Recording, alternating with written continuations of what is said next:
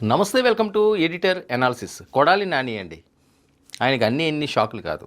ఎందుకంటే మనం కాలం కలిసి వచ్చినప్పుడు అన్నీ బాగానే ఉంటాయి. అదొక్కసారిగా రివర్స్ అయిపోయింది అనుకోండి, కొడాలి నానిలాగా ఉంటుంది అన్నది పబ్లిక్ టాక్. అంటే ఆయన్ని విభేదించే వాళ్ళు మాట్లాడుతున్న మాటలు. ఒకప్పుడు కొడాలి నాని ఎలా ఉండేవాడు, ఇప్పుడు కొడాలి నాని ఎలా ఉన్నాడు.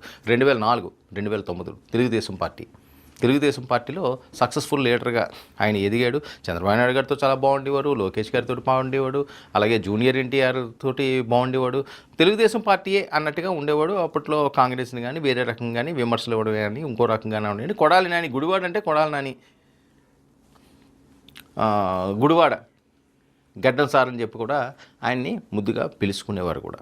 సో అలాంటి కొడాలి నాని 2014, 2019 కూడా సక్సెస్ఫుల్గానే సాగింది, హ్యాపీగానే ఉన్నాడు. కానీ 2019 ఆయన మంత్రి అయిన తర్వాత ఆయనకి మంచే జరిగి ఉండొచ్చు. ఓకే, మంత్రి అయ్యాడు, మాజీ మంత్రి కింద ఆయన కలకాలం ఉంటాడు, అందులో ఎటువంటి అనుమానం లేదు. కానీ ఆ మంత్రి సమయంలో ఆయన మాట్లాడిన మాటలు అంటే గట్టి పరిస్థితుల్లోని కూడా తెలుగుదేశం పార్టీ ఉండదు, జనసేన ఉండదు, బీజేపీ అసలు లేనే లేదు, కాంగ్రెస్ అంటే కనుమరుగే అయిపోయింది, ఇంకా మనకి తిరిగి లేదనుకున్నాడో, లేకపోతే జగన్మోహన్ రెడ్డి గారు నేను 30 సంవత్సరాలు నేనే పాలిస్తానన్న మాటనికి ఆయన ప్రభావితుడయ్యాడో, నిజంగానే ఇది జరుగుతుంది అనుకున్నాడో, 30 సంవత్సరాలు మనకి తిరిగి లేదనుకున్నాడో, 30 సంవత్సరాల తర్వాత ఎవరు ఎలా ఉంటారో ఎవరు ఎలా పోతారో తర్వాత అంశం కదా. 30 ఏళ్ళ పాటు ఇంక మందే అధికారం అన్న ఫీల్ లోపలికి వెళ్ళిపోయింది అనుకోండి, అది తారాస్థాయికి ఎక్కిసింది అనుకోండి తలకి, ఏమవుతుంది? ఆ రకంగానే మాటలు వస్తాయి అన్నది. ఎలాంటి మాటలు మాట్లాడేవాడు ఆయన, ఎంత దారుణంగా మాట్లాడేవాడు అసలు. చంద్రబాబు నాయుడు గారిని కానీ, లోకేష్ గారిని కానీ, పవన్ కళ్యాణ్ గారిని కానీ ఒక మనుషుల్లాగా, ఒక సెలబ్రిటీలాగా చూశారు కదా. ఒక ముఖ్యమంత్రి స్థాయి వ్యక్తి చంద్రబాబు నాయుడు గారు ఆయన ఏం మాట్లాడేవారు, ఎన్నిసార్లు మనం దీని గురించి మాట్లాడుకున్నాం. ఆయన జైల్లో ఉన్నప్పుడు సరే ఆయన ఏదో ఫెసిలిటీస్ అడిగాడు, అది కోర్టు చూసుకుంటుంది, న్యాయస్థానం చూసుకుంటుంది. ఆయన మన మాజీ ముఖ్యమంత్రి కాబట్టి ఆయనకి ఇవ్వాలంటే ఇస్తారు. సరే, ఆయన తప్పు చేస్తే బెయిల్ మీద వస్తాడు, రిలీజ్ అవుతాడు, దానికి పార్టీలకి రాజకీయాలకు సంబంధం ఏంటన్నది ఎవరన్నా మాట్లాడిన మాట, ఎవరైనా మాట్లాడగలిగే మాట అది. ఎవరైనా మాట్లాడుతున్న మాట కూడా చాలామంది ఏమంటారు, మాదేముంటుంది రాజకీయ పరంగానే, తప్పు చేస్తాడు, జైలు శిక్ష చేసింది, లేకపోతే అరెస్ట్ చేశారు, లేకపోతే రిమాండ్ విధించారు, ఆయన తప్పు చేయలేదు అంటే బయటకు వచ్చేస్తాడు అని చెప్పాలి. అంతేగాని ఆయనకి ఫెసిలిటీస్ కావాలట, రంబ వస్తుందా, ఓరస్ వస్తుందా, మేనకలు వస్తారా, దోవలు కొట్టకపోతే ఏం కొడతాయి, ఇలాంటి మాటలన్నీ కూడా.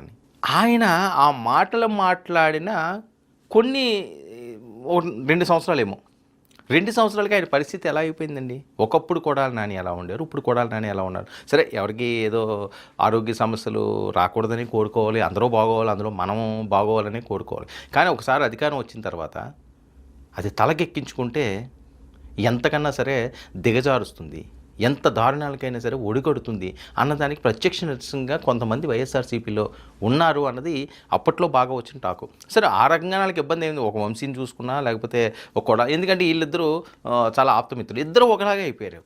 మీరు గమనిస్తే మిగతా వాళ్ళందరూ కూడా బాగానే ఉన్నారు. కానీ వంశీ విషయానికి వచ్చేసరికల్లా, కొడాలి నాని విషయానికి వచ్చేసరికల్లా కంప్లీట్గా వాళ్ళు షేడ్ అయిపోయారు.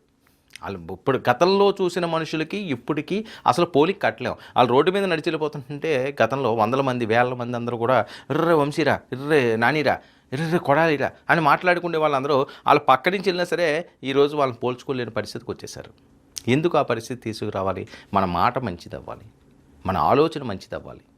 సో ఆ రకంగా లేదు, ఇది శాశ్వతం అని ఎవరు అనుకున్నా సరే వాళ్ళు పప్పులో కాలేసినట్టే ఖచ్చితంగా.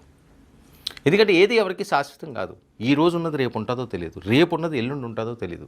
సో అలాంటి పరిస్థితుల్లో మరి గుడివాడ ఇప్పుడు పరిస్థితి ఏంటి? 2024, 2026లోకి వచ్చేసారు. ఇంకొక సంవత్సరం గట్టిగా ఉంటే 2027 నుంచి కూడా ఇంక మొదలైపోతుంటుంది ఇంకా మూమెంట్, నియోజకవర్గాల ఇన్ఛార్జీలు చేయడం వెళ్ళినాయి. కానీ ఏదైతే అతను హెల్త్ బాగాలేనప్పుడు చావు బతుకుల్లో నుంచి ఆయన బయటపడి సేఫ్గా మళ్ళీ తిరిగి వచ్చినప్పుడు గుడివాడలో పలుమార్లు ఆయన కనిపించినప్పుడు ఏమనుకున్నారు, ఓకే కొడాలి నాని బాగానే ఉన్నాడు, మళ్ళీ యాక్టివ్ అయిపోయాడు, గుడివాడలో మళ్ళీ ఆయన తనదైన రాజకీయం చేస్తాడు అనుకున్నారు. కానీ చేయలేని పరిస్థితి, మళ్ళీ ఆయనకి హెల్త్ ఇష్యూస్ వస్తున్నాయట వరుస పెట్టి. సో అందుకని మరి ఏం చేయాలి గుడివాడ చాలా కీలకం.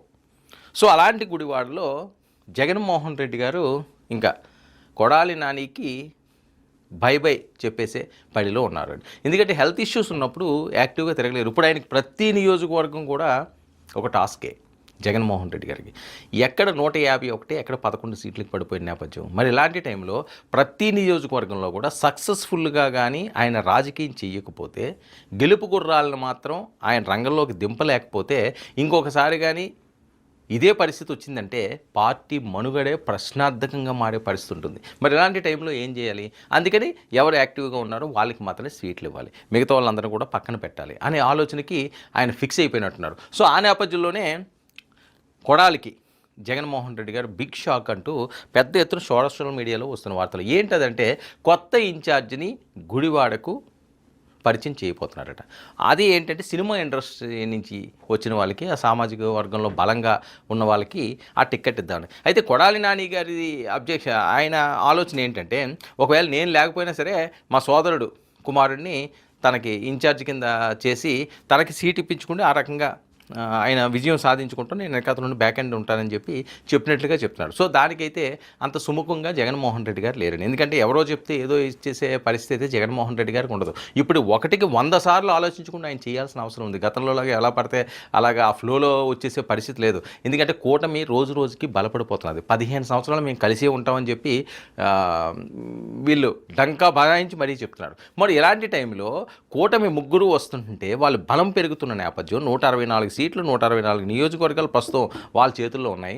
మరి అలాంటి వాటిలన్నింటినీ కూడా మళ్ళీ తిరిగి తీసుకోవాలనుకున్న మ్యాజిక్ ఫిగర్ రావాలన్నా సరే చాలా కష్టపడాల్సిన అవసరం ఉంటుంది. బలమైన అభ్యర్థులు ఉండాల్సిన అవసరం ఉంది. మరి ఆ బలమైన అభ్యర్థులు యాక్టివ్గా లేకపోతే, ఇన్యాక్టివ్ అయిపోతే మరి అక్కడ ఎవరిని తీసుకురావాలి? మరొక బలమైన వ్యక్తిని తీసుకురావాలి. మరి అందుకనే సినిమా ఒక నిర్మాతని, ప్రముఖ నిర్మాతని మళ్ళీ గుడివాడకి బరిలో దింపాలని చెప్పి జగన్మోహన్ రెడ్డి గారు ఆలోచన చేస్తున్నారు. సో ఇదే జరిగితే మరి కొడాలి నాని పరిస్థితి ఏంటి? గుడివాడ తప్ప ఆయన వేరే దగ్గరికి వెళ్ళి వేరే నియోజకవర్గంలో నుంచి ఉండే పరిస్థితి లేదు. సో ఆరోగ్య సమస్యల వల్ల యాక్టివ్గా తిరిగే పరిస్థితి లేదు. సో ఆయన రాజకీయ జీవితానికి ఇక ఎండ్ కార్డు పడ్డట్టే. ఏమైనా నామినేటెడ్ పదవులు ఏమైనా ఇచ్చిలా ఉంటే ఒకవేళ మళ్ళీ పార్టీ గెలిస్తే ఏమంటారండి? ఇప్పుడు ప్రతి ఒక్కరు మాట్లాడే మాటలు ఏంటంటే, అధినాయకులు చాలామందికి హామీలు ఇస్తుంటారు. నీకేంటయ్యా, నీకు అవసరం లేదు, నీకు రాజ్యసభ తీసుకుంది కానీ ఎమ్మెల్సీ ఇచ్చి నేను మంటి చేసేస్తాను ఏముంది దానికి అని అంటారు. సో అదేంటి, ఓకే పర్లేదురా బాబు, పెద్ద డబ్బులు ఖర్చు అవ్వదు, ప్రశాంతంగా ఇంట్లో కూర్చోవచ్చు, మనం ఏదో ఆ పార్టీకి కార్యక్రమాలు ఏదో పాల్గొండో లేకపోతే తునమో పనమో ఇచ్చేసి మన చేతులు దులుపుకుంటూ ఉంటే ఈ తిరిగి బాధలు ఉండవు, ఆరోగ్యాన్ని కాపాడుకోవచ్చు, ప్రశాంతంగా ఉండొచ్చు. ఇలాంటి ఆలోచనలో చాలామంది రాజకీయ నాయకులు ఉంటారు. ఎందుకంటే నామినేటెడ్ పదవులు వచ్చినాయి అనుకోండి, హ్యాపీ, ఇంకే తలనొప్పి లేదు. ఈ జనాల్లో ఎండల్లోని ఇవన్నీ తిరగని అవసరం లేదు, పొర్లు దండాలు పెట్టాల్సిన అవసరం లేదు. ఇలాంటివి ఏమీ లేకుండా సేఫ్గా హ్యాపీగా మన చేతుల్లోకి వచ్చేస్తుంటుంది మన పదవి అన్నది. సో ఆ పదవి ఇస్తారని చెప్పినట్లుగా వస్తున్న టాకు, ఆయనకి రాజ్యసభ ఇచ్చేస్తామో లేకపోతే ఇంకోటి ఇచ్చేస్తాం. సో దాంతో ఏంటంటే గుడివాడ ఒకటి కొత్త ఫేస్తో చూడాల్సిన అవసరం ఉంటుంది. అంటే కొడాలి నాని కేర్ ఆఫ్ గుడివాడ అన్నది చెరిపేస్తున్నట్లుగా ఇప్పటి వరకు వస్తున్న వార్తలు. మరి ఆ తర్వాత 29కి ఏమవుతుంది అన్నది తర్వాత అంశం. కానీ ఏదైనప్పటికీ కూడా ఊహించిన విధంగా కొడాలికి మాత్రం జగన్మోహన్ రెడ్డి గారు బిగ్ షాక్ ఇచ్చారు. నువ్వు రెస్ట్ తీసుకో, నీ ఆరోగ్యాన్ని కాపాడుకో, నువ్వు హ్యాపీగా ఉండని చెప్పేసినట్లు వస్తున్న వార్తలు. మరొక వైపు వల్లభనేని